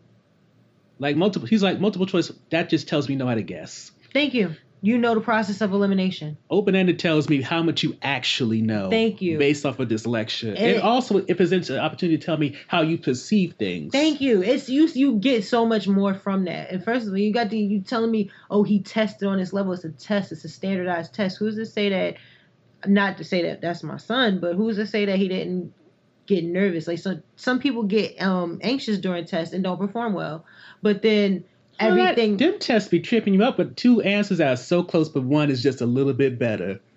They put the apostrophe in the door. They used a different homophone for there. So I'm like, you just be sitting there like, nigga, really? You really be trying it? Like, woosah. I really have a thing out against schools right now because of my son. Like, because of what I feel like they regressed in my son, like, because, and again, this is not to take away from where he is now. He's still sharp. Like, if I sit him down the other day, he asked me about algebra, and I, broke down what algebra was and showed it to him, and he got it from there. So it's like, if I sit down and work with him on certain things, that's cool, but he's in school for 6 hours a day, and he's around other kids, being influenced by if they feel like learning, or if they, if they not as eager to learn, or if they're as he is, then it's just like, okay, well, they don't really care, so it's all right not to care. And it's not one of those, oh, he needs to be struggling, because I'm like that too. I even in my adult years, if I see everybody else on some, well, it ain't that serious, well, shit, maybe it ain't that serious. You know what I mean? Mm-hmm. So it's like, I get it, I understand, but I'm not like, he doesn't want to be pulled out. I don't want to pull him out because he's comfortable. So I just have to accept that, But isn't the comfortability kind of the issue at this point? For me, yeah. But I get overzealous. So it's like, I just kind of have to take my hands off, and because I don't want the passion that I have behind his education and where I don't want that to cause a wedge between us. I don't want there to be resentment between, me and him, because he's like, oh, I want to be in school and you don't want me to. It's like, yeah, I can tell you how great you're going to be and how great I can get you, or, you know what I mean? How far I can get you. I can tell you all of that, but you ain't trying to hear all of that because you already gotten a taste of what that life is like. So I'm okay with you being in school. Like, I mean, I'm personally not okay, but I don't have much of a choice. So I'm okay with dealing with it, but just know that when you come here, okay, we working out of, like, now there's I got 2 grammar books because I need to brush up on like my grammar and shit like that. Mm-hmm. So it's the same book, so we're going to be working out of it together. You get what I'm saying? Like we're going little things so that I want. My biggest thing for him now is just to keep you ahead of the game. Keep you just enough to where when you in class and the teacher asks, do you know the answer? You're confident in saying, yes, I actually do know the answer. You don't feel intimidated by, what you don't know so that you don't want to participate. Mm-hmm. That's where it really all started. I wanted him to be comfortable enough. It was like, okay, let me make sure you know how to add before you get to pre-K. Let me make sure you know how to add. You took that real good. Let me see if you subtract. Oh, you took that real good. Well, shit, let me just play with it and see if you can multiply. Oh, shit, you did that too. Like, that's how it happened with him. And then from there, I'm like, well, let me just see if my daughter's the same way. And she is. But with her, I just, instead of me saying like, all right, let me go ahead and put you in daycare, like everybody keeps telling me to, and like everybody keeps, put her in school. She's old enough to be in school. Nah, I'm doing something here. Like, I'm working on something. Do you ever fear she may have that conversation about wanting to go to school? We already have it all the time. Like, we fight about it all the time. She even tells me what she would tell her teacher. Like, I tell her straight up, listen, you're very intelligent, and I don't want, where are we at? We are about an hour and a half. All right, I'm gonna say this, and then after this, we finish out or whatever. But I tell her all the time, like, listen, I don't want teachers to tell you what to think. I want them to tell you, like, you need to learn how to think before anybody can tell you what to think. And that's why I'm here. So I used a little example, like, say the teacher tells you that the sky is orange, but the sky right now is blue. But she keeps telling you that the sky is orange, and everybody else around you believes her because she's an adult. Mm. She's like, oh, no, well, I'm going to say, hold up, teacher. My daughter's extra. Mm. Hold up, teacher. I know that the sky is blue. Look at it. And I'm like, I hear you. It sounds good. That ain't going to work. But you're not really going to do that. No matter how confident you are, if you are 5 years old and you are in a school, you are in this an environment like that with their peers around, you're not going to bulk up like that. I would like for you to, but you're not. And if you do, the teacher's going to knock your ass. Yeah, there's going to be a problem there. So, I mean, I'll run into people who, driving Lyft and Uber, like I talk about my daughter or whatever, and they be like, I would love to teach your daughter. And even like some of the teachers at my son's school, when she was younger, she, coming through to pick him up, oh, when are you going to bring her? I can't wait for her to be in my class. And I'm like, she's not ever going to be in your class. She's not ever going to be in your class. And I hate to say it like that, but it's like, I'm not going to let them mess up 2 of them. You can't be 2 for 2. And that's not to say that, my son is messed up. It's just, it was hard for me. That was like seriously hard for me to take the hands off of that wheel, because it's like, I'm not, like, I know how great you are. And it bothers me that the people around, maybe they don't, like, it's like people say, oh yeah, I see you and I know that you're great, but it's like, I know, like, I know the depth of your brain. Like, I know what you are capable of. I see past all of that shit. So like, well, even my boyfriend, when he look at my son, we both know that he's smart. Mm-hmm. You know what I mean? Like, we both know that. But when you look at like the first of everything that's been taught, it's always me, because I'm like, when he was ready to take the training wheels off, my boyfriend, he ain't ready. I was like, yo, you ready? He said, I think I am. Well, fuck it, we taking them training wheels off. And guess what? That little nigga learned how to ride the bike 2 days later. You get what I'm saying? Like, I'm the one that's like, if you think you can, then I know you can. But now my son's at that age where it's like, I'm smart enough to play stupid. And that's, he's fooling everybody else but me. Well, and AJ. So now that's the new battle, where it's like, because he's learned to conform now. Yeah, like he's like, I don't know if it's the eyelashes or what, but he can manipulate everybody around him. But I see past that bullshit. I'm always the one to see past the bullshit, though. So because I see past the bullshit, now it's like, he keeps his little distance. He knows that there's certain shit that's not going to fly with me. But with the education shit, no, I just, that was hard. That was a hard one for me because he's so fucking, like, when I say so smart, like, just for no reason smart. Like, please, stupid ass teachers dumbing my kids down. Only got one. They only got one. What? In terms of dumbing down. Yeah, but they got, come on now. Like, this is my thing. This is how I view parenting. You spend your whole life learning, right? And gathering information and going through things, right? And then it's kind of like when you in school. You spend all them years learning, getting ready for the test. Then you have kids. That's like your big test. That's like your SATs. You know what I mean? That gets you set up for the next part of your life. So it's like when I look at my kids, everything that I put into them is what I've learned. And not only what I've learned, but the corrections to the mistakes that I've made. You get what I'm saying? So like there are things in my life that I did wrong that it's like, you know what?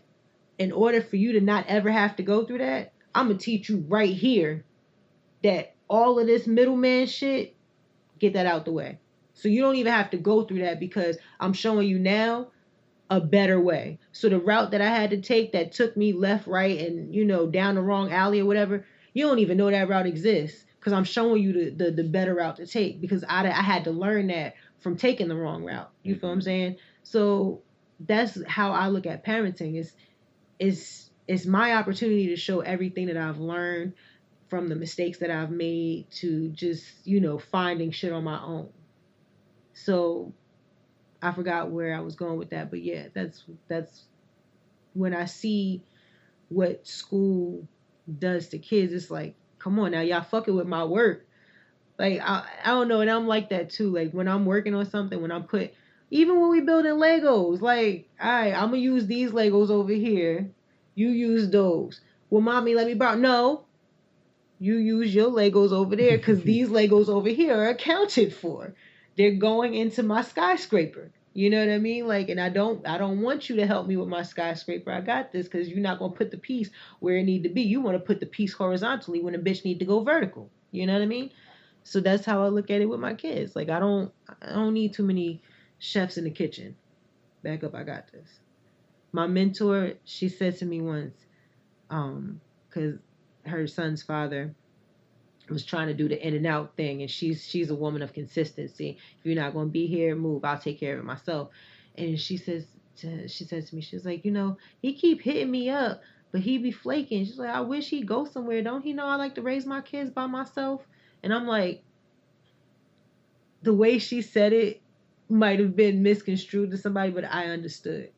Because it's like, I don't need a whole bunch of different people trying to put their 2 cents into this coin jar. I got this. You know what I mean? Mm-hmm. Okay. I feel like I did a lot of talking.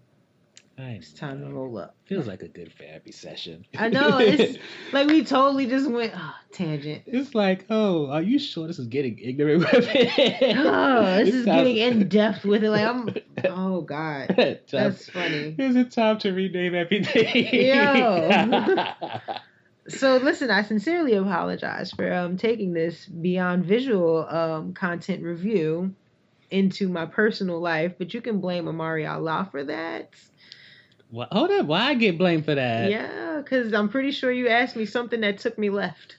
And if you didn't, when I started wandering left, you put the bag over my head and just pushed me further left in that direction. Like, I keep telling you, there's going to be a narrative with this, because this happens every single time. It's you. You start, I'm like, okay, let's dig deeper into that. Yeah. Oh, well, tell me more about that. Well, bitch, no, we're talking about Greenlee. Okay, but all right. Did we cover everything? Can we wrap this up? You got me divulged in my feelings and shit. I'm feeling all raw and vulnerable. I don't even know if it's worth talking about Let It Snow. I'm gonna be honest with you. That was one of those white people movies. Do you remember the movie like 10 Things I Hate About You? Barely. That's how I feel about Let It Snow. I barely remember it. I mean, I know I just watched it the other day, but it was like. It's one of those one girl, and done. Yeah, exactly. Yeah, that's like it's good for the killing an hour and a half. But... Yeah. Like while folding clothes or something. It was a good folding clothes movie in the background or something. You know, you can hit up your Instagram, your Twitter, whatever, for a few minutes and then jump back in like, oh, okay. And you didn't really miss that much if you do that either. At all. And everybody looked alike, except for the one lesbian girl with the red hair and the one black one and the one black girl and there's like one and Hispanic. The black boy. There was a black girl? The black boy, the singer. Oh, yeah, there's black boy. There's, usually in them ensembles, there's like no black girls. That's very true. With the one token black guy. Yeah, they usually make sure there's like one dark minority, one light-skinned minority, and the rest is just white people. Oh, they also had to give the kid from Spider-Man, but it's like he's just there because he has star power. Not even star power, just because he's a recognizable person. Like, I know you from somewhere. Okay, because I'm like, yeah, I didn't even see the nigga. Wait, because the sad thing is when you said from Star I meant Spider-Man. No, but when you said Spider-Man, I was thinking about the cartoon one, the universe one that just came out. I'm like, he was in that shit. Wow. It was the last Spider-Man I watched, bro. And then I actually enjoyed it. All right. Only thing left. Watch Bigger ended. You should just get. Is it worth it? Get a BT Plus trial. Just watch it. I know it starts off talking about her cheating, trying to get some big it was ghetto hard. dick, but then it evolves to Bigger being more about becoming bigger people than it is about finding bigger penises. All right, so it's worth the watch. It evolves. It's the only thing worth BT Plus, which doesn't even. You know what I really hate about that damn thing? They don't release new things every week. They don't talk about something that's coming out next month. It just exists right now. So, okay. So maybe it was one of those like, here, just put it out so we can say we got one too. Pretty much. Because even their website hasn't changed since it launched. They only mention First Wives Club, Bigger, and then it says coming soon with 2 chess pieces. These niggas don't care. No. So BT don't market shit. I wonder if I could catch that on like the Fire Stick then, because you probably could. I subscribe to BT Plus through Amazon, so it should be on the Fire Stick. All right, I'll check it out because I did see something else. I can't like, yo, you know what? The ads on like Instagram and Facebook and shit when you be going through stories and stuff, they throw me off so much because I see things and then I can never remember where I see them. So I did see something about Bigger, but I can't remember what exactly they all said. I want to say it was maybe a decent review, but I remember thinking, oh, that's the show Amari was telling me about with all his damn penises. I know, that's such a terrible. It started off just so. It just. But it's also BET, so you know, it's the beginning is always gonna be like really. But it's honestly, it's me, Kayla, and I know you wondering how I got here. But it honestly is the best show they've released since maybe Being Mary Jane. No offense to Tyler Perry's The Oval Sisters and all that, because, you know, I don't got Viacom, so I can't watch none of that, but still. Oh, excuse me. So, they had let's just end things. I had a quote on Black Love yesterday.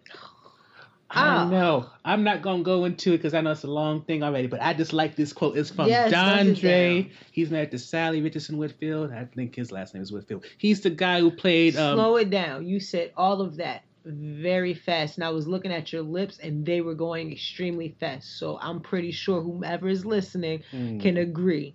Slow it down a little bit. You got real excited. 2 steps back. Because I heard Sally and Field.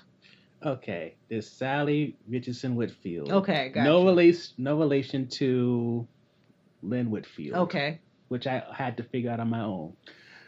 She's married to a man named Dondre Whitfield. Okay. Who played Remy, I think his name was, on Queen Sugar. Okay, gotcha. They're on this season.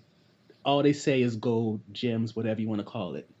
Okay. He was talking about why people break up marriages and all that. And his quote was, most people change partners because they don't want to change themselves. And I thought that was a profound statement. Read that one more time for the people. Read it very clearly so that they can hear that gem that you just dropped. Most people change partners because they don't want to change themselves. Baby, if that is not a damn gem. Oh, you know what's another gem? I heard somebody said it on Facebook Live. I mean, on Instagram Live a while ago. She said it's easier to break the mirror than to look in it. Baby. Look at the face you just made, baby. That is just so. Ooh, you made that face like, ooh, who made the collard greens? Yes, those two that very good quotes. Yeah. Is that how we should end it from now on with like a nice little quote? Oh, I got so many. Okay. Well, a quote and a recommendation. All right, there we go. All right, so we got your quote. What's your recommendation? Oh, that was big on BET Plus. Oh. Also, Last Christmas is gonna make you cry. It's low key corny. Got a lot of George Michael music, but it's also really good though because it has this. Okay, let's take 2 steps. Emilia Clarke plays a Yugoslavian immigrant who moves over to London, right? Okay. Because her family was around the time when it was Yugoslav war before that whole country broke up. Mm-hmm. So now they're around 2017, so Brexit's happening. Mm-hmm. So her family's doing a little bit of immigration issues because her mother has PTSD because she thinks now the KGB's going to break into the house and kill them. Okay. Her father's dealing with the fact that, if you're a doctor, psychologist, anything in one country, it doesn't transfer over. So now he has to be a cab driver. So he's dealing with that. Her sister's gay. They grew up, I don't know which kind of Catholic they are, but there's some kind of Catholic. Okay. So, conflict there. And she just had open heart surgery. There's a lot going on there. It's also a holiday movie, so I was in love. Nice. I love myself some dramatic holiday movies. Yeah, I can see. Like Holiday Rush, I'm gonna like that. Yeah, no, I'll probably watch that because his wife died in that movie. What's his name? Whatever. Something in his last. It has an M to it. Something with an M in it. I like her, even though I never saw her in anything in my life. Who is she? She was somebody in a Star Trek TV series on CBS Plus or whatever it's called. Oh, there goes my guy. Just for context, for people not watching, we're currently seeing Netflix's Screensaver. Oh, yeah, Netflix's Screensaver, and Atypical just came up. I'm sorry, I just love that show. But all right, so that was his recommendation. Let me give you a quote. Well, actually, I already gave you a quote. I slid that quote. She gave you a quote. She gave you a whole lesson on child rearing. Yeah, I gave you a lot today. I think that was a matter of fact, half hour, 40 minutes of it too. $ pay Shonda Nicole. Cash at me for all the gems that I've dropped with you guys today. Matter of fact, I feel like you guys owe me. I gave you parenting. I gave you a few chuckles. I gave you. I'm tired. I gave you fatigue. At this point, I'm just honestly waiting for the book for How to Raise a Child, and that's why I keep asking questions about it, because between the way she raises AJ and the way that the Smiths raise their children, if there could be some type of mix of that, I'd be like... Listen, not for nothing, I know people who say that the Smith children are weird, but them motherfuckers is happy. And they're kind of brilliant. Yeah, but you know what? When you happy, you get the space to do that, to feel that, to find that brilliance. But that's also why I so enjoy and respect you for it, because you ain't rich like them, yet you basically on the same damn path. Listen, because it's all right. You're gonna have me go into it's important. Like, if nothing else, it's important for my children to know happiness, to know what it feels like to feel peace and to feel good and comfort within themselves. That's important for me. So when people say, "Oh, you don't sit there and tell me that you wouldn't have a problem if your child came to you and said they were gay," bro. There's worse things in the world. My daughter tells me, well, she hasn't said it, in the last year, but when she was like 3, she kept always telling me, "I want to be a boy. I want to see what it's like to be a boy." And I told her, "Listen, when you 18, we can have this conversation again, but until then, you just gotta wait. That's it." You know what I mean? Like, I'm not. If that's going to make her happy when she turned 18, well, I wouldn't suggest it at 18, but hell, you grown. So if that's going to make you happy, I'm going to support whatever. Look, that's going to make you happy. All right, bet. You don't need no money from me, right? I bet. You feel me? This is going to make you happy. Is it going to cost me? Saw you, pimp juice. What we got to do? You need a ride? Can I have your apple juice when you get out? Because, they give out a surgery. They give you a little apple juice. That surgery is expensive. Yeah, no. Even for the breast reduction. But guess what? It wouldn't be mine to pay for. Guess what? I brought you in the world with titties. If you don't like it, you pay for them to go away. Because you Ain't had my to pay business. to deliver that child. Listen. I did not know it was so expensive Don't to get me deliver. don't get me started. Don't get me started because don't get me started because first of all, they don't even tell you like you get mad doctors coming in and out. So next time I have a child, I'm having a birthing. A doula? Listen, this is stuff I need to write down for when I'm ready for my other podcast. But anybody who is thinking about having a child, get you a birthing plan. Now, in this birthing plan, you want to include like all the things that you're okay with, set your boundaries, etc. Now, my next child, if I have another child in that birthing plan, I'm going to say, do not send no doctors in my room that is not in my network. They kept sending in doctors that were consulting with me, asking me how I feel. Oh, checking to see how far I dilated. These are things, little things that I don't need you to do right now. Like I'm chilling, I'm cool, I'm waiting for my doctor to get here. So all of these doctors keep coming in and check on me. Now I gotta pay these doctors that are not in my network, so they're not covered under my insurance. There was a neonatal doctor that was in there that checked my daughter's. I don't know what the fuck he did. It says the sheet is called like a neonatal screening, a neonatal hearing screening or whatever, but I don't believe that was like the first. I don't believe that's the real hearing test that they do. Either way, $1,100. $1,100 for what? What did you do? Like, yo, they seriously like have a birthing plan before you go because they tried it. Like, I was looking at that hospital bill. I stopped taking the perks because I didn't need them. Like, I have a high tolerance for pain. So first day I took the perks. Second day they tried to offer them to me. No, I didn't. So I looked at the hospital bill. They charging like hella money for like $20-something for perk. Bitch, I'm not that hurt, bro. You could give me a Tylenol and some water and I'm just gonna lay down and take a nap. I'm good, bro. Like they will rape you. If you look at the stuff that you pay for when you go to the hospital, like the stuff that you have to pay for in the hospital itself is bad enough. But then you get the doctors. Like, I'm sorry, sir. I'm not trying to be rude to you. When you come in and say good evening and I ask you, do you accept my insurance? And you say you're the only doctor on call. And I say, well, if you don't accept my insurance, that's fine. I'll wait for another doctor. Because that one conversation is very costly and I'm good. Mm-hmm. Like that hospital bill was expensive, like super expensive. And then on top of that, like the insurance company was playing around because I had AJ when I was 26. Mm-hmm. So I was like, not only did I have AJ when I was 26, but I had her. I went into labor on my birthday, had her the day after my birthday, which happens to be at the end of the month. So it was like everything was like a rush of, okay, is there going to be lapse? Is she going to be covered?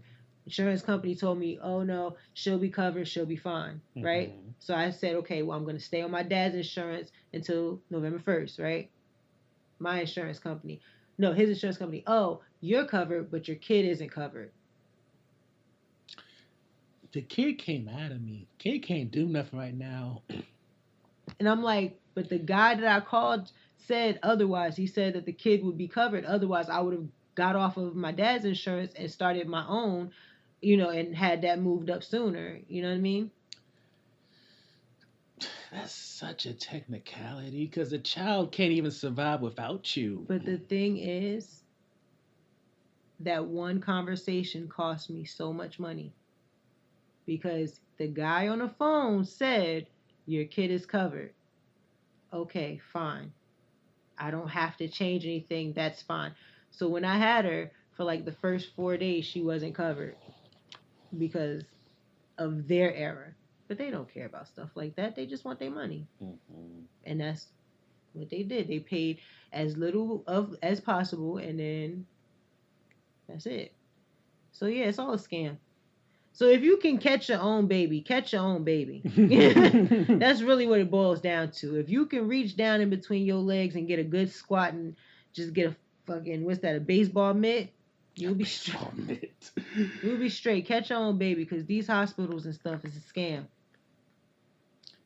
And now, ladies and gentlemen, while this may be titled Getting Ignorant with It, we went in depth with it instead. Yeah, so in depth. I feel like if you know somebody that could get Shonda a book, at this point, it seems she's pretty much ready for it. I don't need no book. I need a bottle of wine. Shit, after that conversation. Woo. I'm surprised you're not used to it yet. This is episode 4, and we've been pretty much building up your tolerance. Let's be real. Word up. All right, I'm Shonda Nicole. You can catch me at Shonda Nicole 1 on Instagram and on Twitter. Shonda Nicole on Facebook regularly, but that's for AJ. So if you like AJ, follow her at Shonda Nicole on Facebook. And I'm Amari Allah. Pretty much, you type in wherever I look, wherever you go, you'll get the website, Twitter, Instagram, Facebook. And if you're looking for me, I barely post on Twitter, so yeah, I don't recommend that. So this was Getting Ignorant with It, which may very well be titled to Getting In Depth with It. And we thank you for listening. Appreciate it. So I just get